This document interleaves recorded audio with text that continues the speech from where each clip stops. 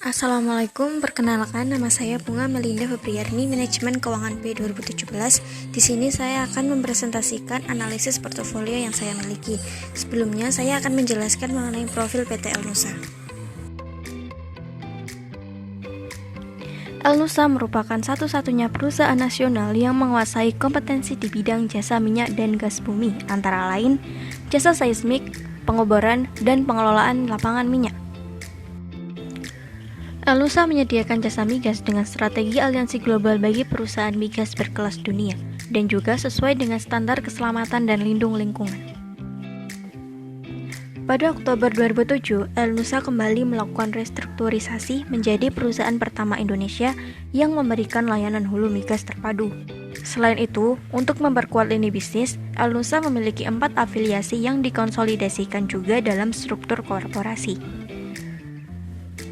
PT Elnusa Tbk secara resmi terdaftar dalam Bursa Efek Indonesia pada tanggal 6 Februari 2008. Elnusa mengawali kiprahnya sebagai pendukung operasi PT Pertamina Persero pada tahun 1969.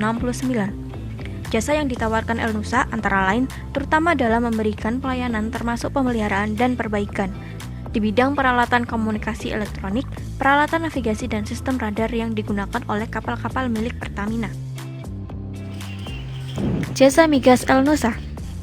Yang pertama adalah jasa geofisik, merupakan proses dan penyimpanan data melalui metode seismik dengan peralatan yang dibentangkan di tanah, laut, dan zona transisi, laut dangkal atau hutan bakau, dan laut dalam. Menjadi pionir dalam jasa data geofisika di Indonesia, Elnusa memegang kendali atas operasi geofisika di Indonesia. Yang kedua adalah jasa pengeboran migas, yaitu menyediakan solusi pengeboran dengan manajemen pengeboran, peralatan, pengadaan, dan provisi. Pada tahun 2009, Elnusa melalui divisi pengeboran merupakan satu-satunya divisi atau perusahaan yang memiliki dan mengoperasikan modular rig pertama di Asia Pasifik. Yang ketiga, jasa pengelolaan lapangan minyak, yaitu merupakan mengoperasikan dan memelihara lapangan migas dan sumur EPCM, pipa, ONM, dan fasilitas produksi, penanganan produksi migas, dan jasa pendukung pengeboran darat seperti wireline logging, cementing, dan well testing, serta jasa evaluasi produk. Yang keempat, jasa pendukung merupakan pelengkap dari jasa migas yang dimiliki Elnusa, antara lain data manajemen dan data telekomunikasi, di mana jasa pendukung ini dioperasikan oleh anak perusahaan dan afiliasi Elnusa.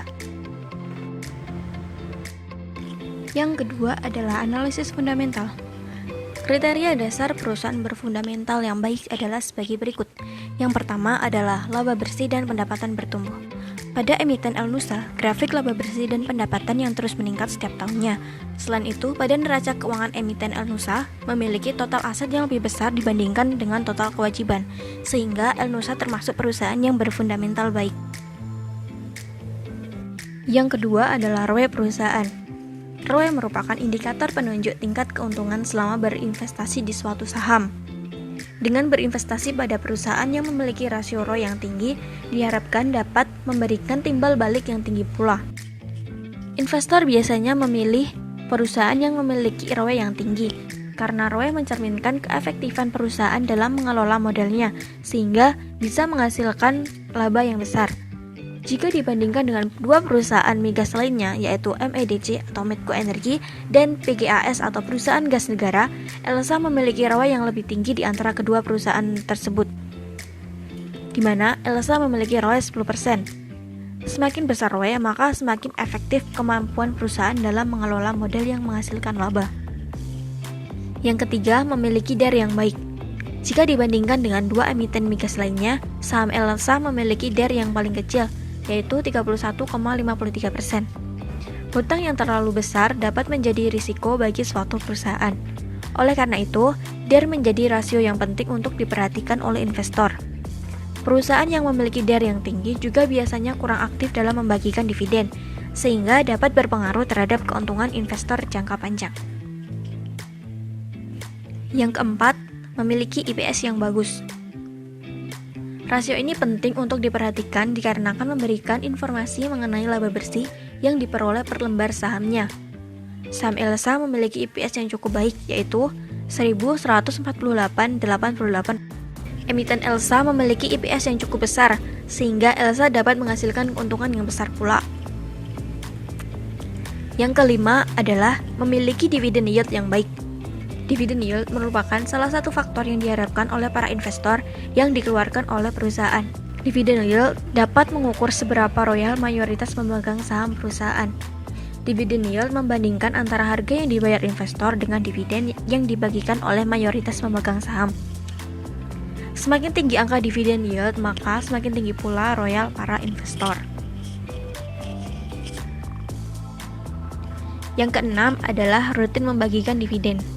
Dividen merupakan return yang diharapkan oleh para investor. Emiten Elsa cukup rutin dalam membagikan dividen. Sesuai dalam tabel yang dicantumkan, saham Elsa mulai membagikan dividen pada tahun 2015 dan rutin setiap tahun hingga tahun 2019. Yang ketiga adalah analisis teknikal. Melalui chart Elsa selama 5 tahun sebelumnya sampai dengan sekarang, dengan menggunakan moving average 100 garis warna merah dan moving average 200 garis warna biru, di mana ketika moving average kecil berada di atas moving average tinggi, maka mengindikasikan bahwa tren saham Elsa sedang uptrend. Saham Elsa mengalami penurunan tajam pada bulan April dikarenakan rendahnya harga minyak bumi. Namun fundamental perusahaan Elsa masih cukup bagus. Dengan adanya penurunan saham menjadi 183, dapat menjadi momentum untuk membeli saham.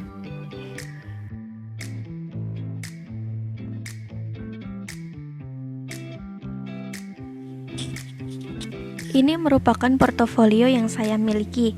Saya membeli satu lot saham Elsa pada 23 April 2020 seharga Rp198. Alasan saya membelinya adalah karena pada saat itu harga minyak melemah, sehingga berimbas pada harga saham migas yang akhirnya berakibat pada turunnya harga saham Elsa. Sejak 23 April hingga 10 Juni 2020, saham Elsa mengalami kenaikan dan penurunan. Harga penutupan tertinggi terjadi pada tanggal 8 Juni 2020, yaitu sebesar Rp236.